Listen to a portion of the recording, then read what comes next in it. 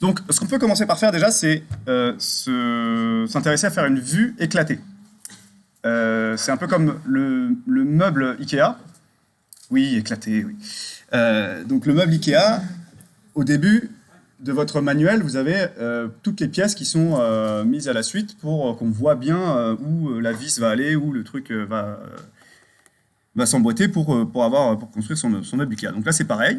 Et on va pouvoir utiliser un nouvel environnement qui est l'environnement animation pour décomposer son modèle. Donc là, comme dans un logiciel de montage vidéo, vous avez une timeline qui apparaît. Et dès qu'on va faire un mouvement, par exemple avec la caméra, il va enregistrer ce mouvement dans ma timeline. Donc ici, j'ai un curseur, ou je ne sais pas s'il y a des gens qui ont fait de la vidéo parmi vous, on voit tout de suite que ça fonctionne exactement pareil que dans la vidéo. Et donc là, si par exemple je fais play, on voit le mouvement de caméra que j'ai fait depuis le début où je suis rentré dans cet environnement. Ce qui va m'intéresser, c'est de décomposer le modèle. Donc je vais d'abord, avec Move, Transform, hein, je vais sélectionner la pin et je vais la décaler. Quand je vais faire OK, vous allez voir qu'il y a un mouvement qui s'est créé dans ma timeline. Là, je voudrais juste éditer la caméra. Je voudrais que ce soit un peu plus comme ça. Et donc là, si je refais play, on va voir qu'il y a la caméra qui bouge et en même temps, il y a le mouvement du pin qui s'enlève. Et donc, je trouve ça un peu lent. Donc, on va accélérer tout ça.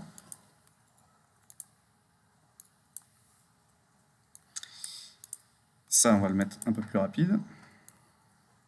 Et ici, on va rajouter un mouvement de, pas de ça, mais de ça, par exemple.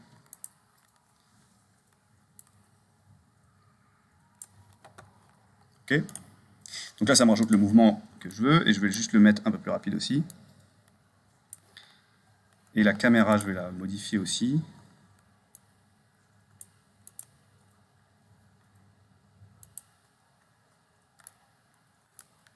Histoire qu'on voit tout, quoi. Et là, quand je vais faire play... Ah non, j'ai rajouté une... Bon, pas grave. OK. Bon, donc on peut rapidement faire des animations assez intéressantes si vous avez besoin d'expliquer à un client, voilà, donc là il y a un assemblage qui se fait de cette façon, les choses vont s'emboîter comme ça, vous pouvez faire des mouvements hyper intéressants, un peu comme, comme avec les joins, vous pouvez en fait faire tout ce que vous voulez, des trucs assez sophistiqués qui ont toujours un effet assez impressionnant chez un client par exemple. Est-ce que c'est satisfaisant comme ça? Bon, on va rester avec une vue comme ça, et à partir de ça, je vais commencer à construire mon fichier PDF. Donc pour ça, je vais aller dans, encore une fois, la liste des différents environnements de fusion, et je vais aller dans Drawing. J'ai deux options qui sont From Design ou From Animation. Ce qui m'intéresse avec From Animation, c'est que je vais avoir une vue de base qui ressemble à cette vue éclatée. Alors, il faut que je sauvegarde mon fichier, on va appeler ça Katarbi. Et là, il me génère donc le fichier PDF, le drawing. Par défaut, il y a un certain nombre d'informations dans cette palette avec des options. Ici, nous sommes en Europe, donc on va utiliser des normes européennes, qui est donc le standard ISO. Si on était américain, on utiliserait probablement les normes ASME et les unités en mode inch. On va rester avec du A3 et OK, on va tout garder par défaut.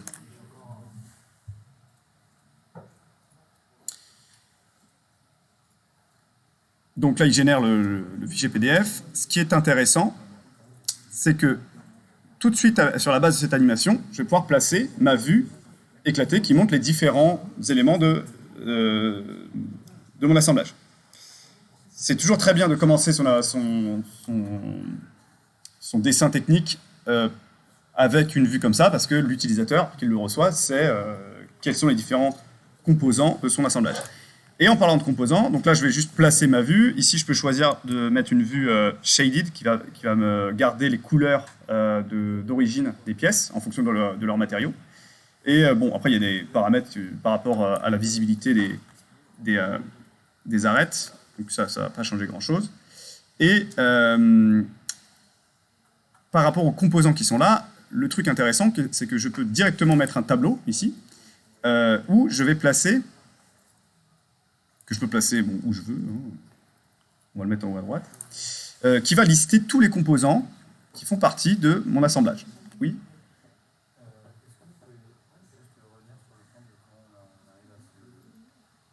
J'enregistre, hein, il y aura une vidéo. Je reviendrai dessus s'il faut. Alors, en regardant ce tableau, il y a une première chose que je remarque, c'est que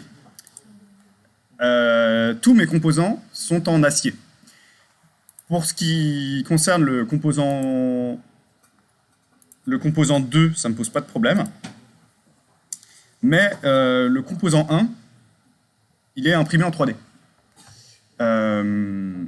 D'ailleurs, en fait, pour la petite histoire, ce tube-là, c'est une pièce de store, et il se trouve que la personne avait donc cassé sa pièce de store, et je lui ai reconstruit cette pièce, sauf que pour avoir quelque chose de solide, je l'ai fait à moitié en 3D et à moitié un tube en acier. Et en fait, le tube en acier, il est juste percé.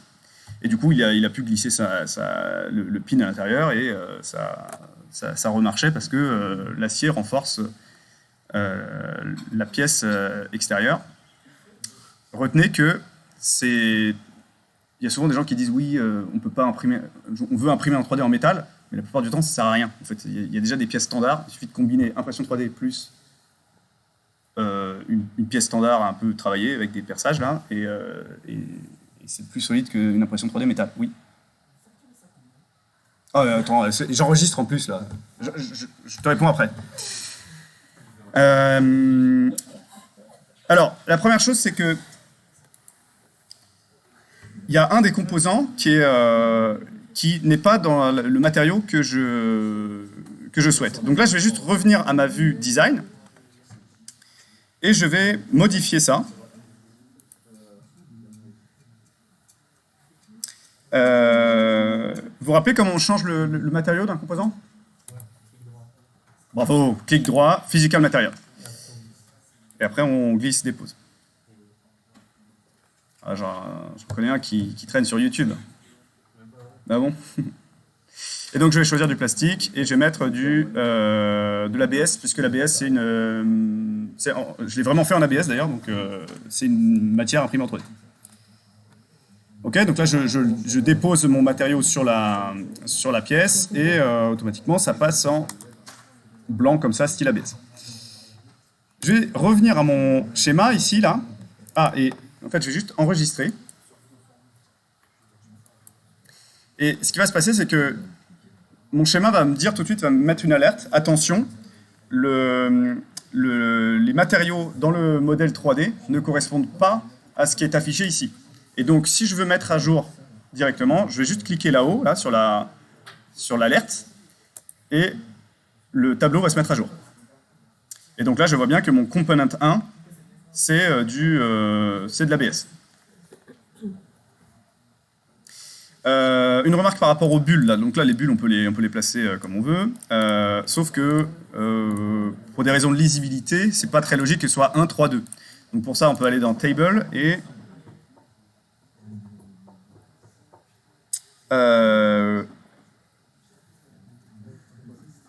normalement, renumber. Et donc là, je vais prendre renumber, donc je vais cliquer en premier sur le 1, en deuxième sur le 2, et en troisième sur le 3. Et donc du coup, là, je suis plutôt dans l'ordre.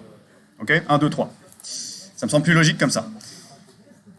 Une remarque, c'est que vous allez avoir besoin de connaître comment éditer le tableau qui est en bas à droite. Ce tableau, il y a une façon de l'éditer, c'est très simple, il faut double-cliquer. Par contre, il faut le savoir parce qu'on va vous poser la question. Comment éditer le tableau ? En double-cliquant. Donc retenez qu'il faut double-cliquer pour éditer ce tableau.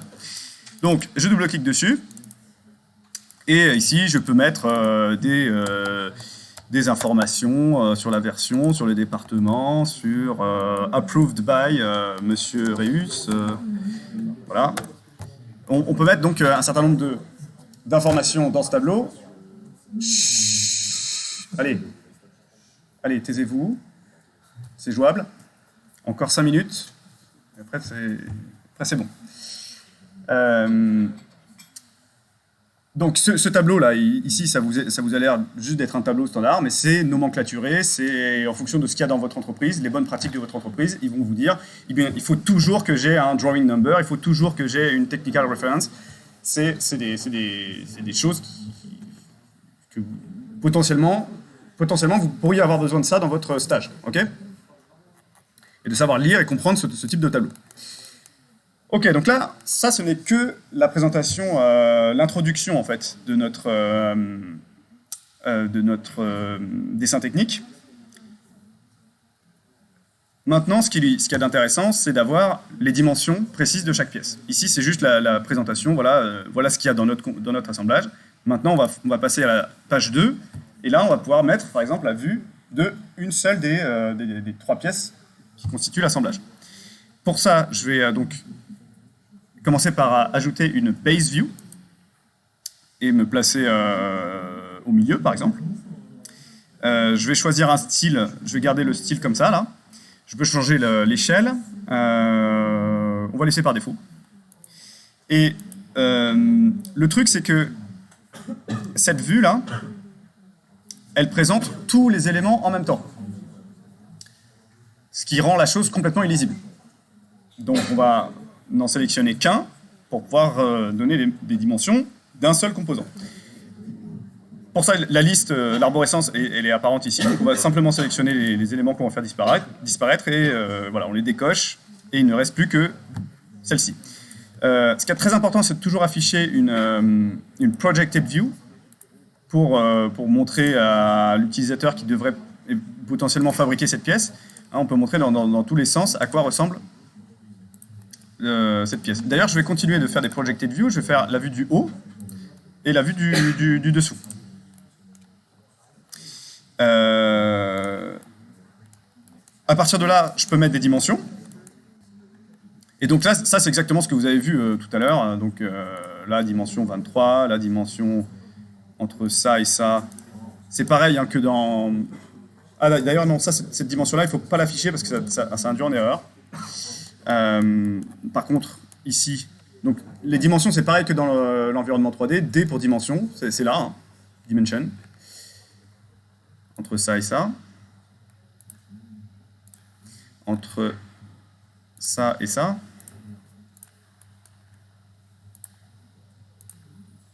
Bon, et puis on peut faire ça plus ou moins avec plus ou moins de patience et de méticulosité.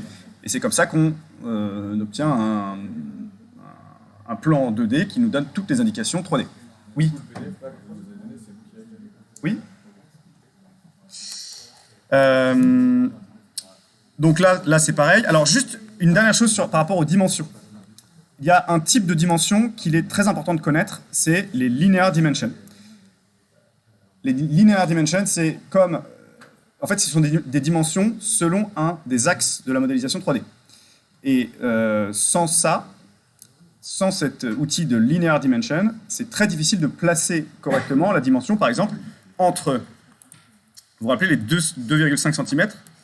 Si je veux montrer 2,5 cm qui sont entre ce centre-là et le début de cette ligne, eh ben, ça va être très difficile si je n'ai pas la linear dimension. Là, en fait, il va m'indiquer 8, il va m'indiquer... Bon, là, ça marche. Mais 12,3, l'intérêt de linear dimension, c'est qu'il va nous donner une dimension selon un axe. Donc, linear dimension, je prends ça, je prends le centre de mon cercle et ça, et tout de suite, il comprend que ce que je veux, c'est déterminer la hauteur qui est entre ce centre et cette ligne-là. Retenez, vous en aurez besoin, croyez-moi. Autre chose, dernière chose d'ailleurs, c'est la vue en coupe. Pareil, vous en aurez besoin. Donc, s'il y avait besoin à un moment donné de montrer l'intérieur de cette pièce, ça peut être très intéressant pour vous d'avoir une vue, une section view. Et donc pour ça, je vais aller dans Create Section View et je vais choisir donc, la vue de base et me placer ici avec cette souris là. Je vais me placer entre ça et ça. Je valide avec la coche qui est là. Après, je peux, peut-être pour une question de... Non, d'abord, je vais placer la vue. Donc là, je me mets à droite pour avoir la vue de la droite de ma pièce, et à gauche pour avoir la vue de la gauche de ma pièce. Donc, je vais me mettre à droite là, parce que j'ai plus de place. Et bon, il y a un certain nombre de paramètres pareils que je peux mettre sur cette vue en coupe. OK. Et donc là, je vois l'intérieur de ma pièce. Ici, là, pour bien comprendre qu'on est sur cet axe-là, ben, on peut juste déplacer un peu ça. Et donc là, on voit bien que A, il faut regarder l'orientation de cette flèche. Donc A, si je regarde à droite, eh bien, c'est cette vue-là qui correspond à l'intérieur de la droite de cette pièce. OK ? Toute dernière chose, c'est que l'intérieur de la pièce est symbolisé par un pattern, par un hachurage. Oui, un hachurage. Et si je double-clique sur ce pattern, je peux le modifier. OK ? En fait, si je vous raconte ça, c'est juste qu'on va vous poser la question. Donc, retenez que si vous voulez changer le pattern, double-clic. OK ? Et donc là, ben, j'ai mis un pattern quadrillé. Et ici, on peut exporter ça au format PDF. Et pour info, si vous n'aviez pas la version éducation, l'option export en PDF est désactivée. Elle est payante. Voilà. OK. Donc, je vais mettre ça sur YouTube.